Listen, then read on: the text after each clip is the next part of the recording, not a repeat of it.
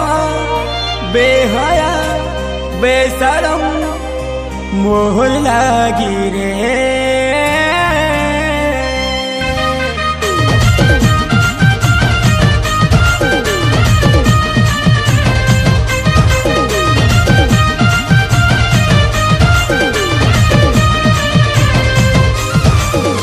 मुई मोर भाल लागी नहीं दरबारे पगली मुई मोर भाल लागी नहीं दरबारे पगली तोर हाथे मोर जीवनटा जाऊ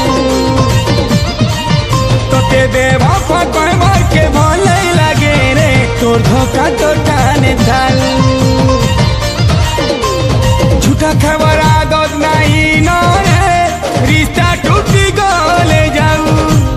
गुटे बोली मोहर पगली के केते बुझावी रे आऊ ई जिंदगी थी है खुशी नहीं न रे तोर हाथे मोर जीवनटा जाऊ ए मुई मोर भाल लागी नहीं दरबारे पगली तोर हाथे मोर जीवनटा जाऊ रे।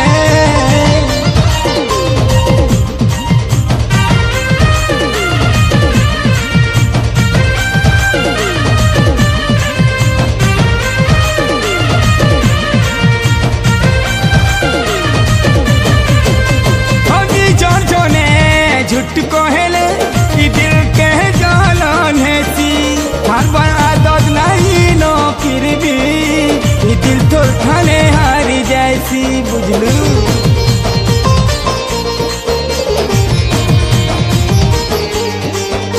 हो प्यार मोहब्बत करने वाले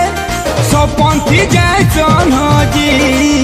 खमंडी गुरी तो चलन मोते बना ला रे बेदर्दी मौसम लेके जैन बदलू छू नहीं चले तोर भाऊ हे तोर मोर चोरी दुनिया की थोड़े काली छेऊ मुई हंसी हंसी करी कहे मेरे पगली तोर हाथे मोर जीवनटा जाऊ हे मुई मोर भाल लागी नहीं दरबारे पगली तोर हाथे मोर जीवनटा जाऊ शिकवा नहीं किसी से गिला नहीं नसीब में नहीं था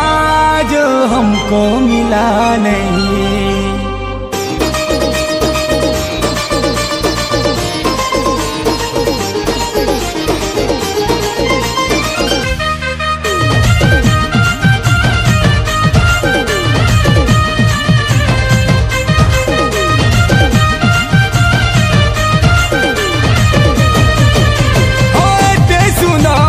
चेहरा के कहाँ लगी साजी थी लो ये जानी चे तोर दूटा दिल की विवाह करी बाटी देलू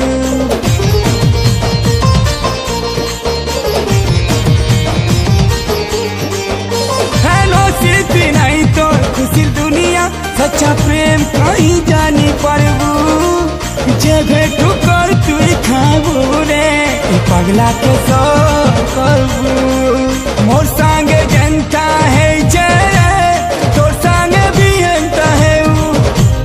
जहर लगी मोते छाड़ी देलू तुई से भी तोते छाड़ी देऊ सारा दुनिया मोर साखी थाऊ रे फुले तोर हाथ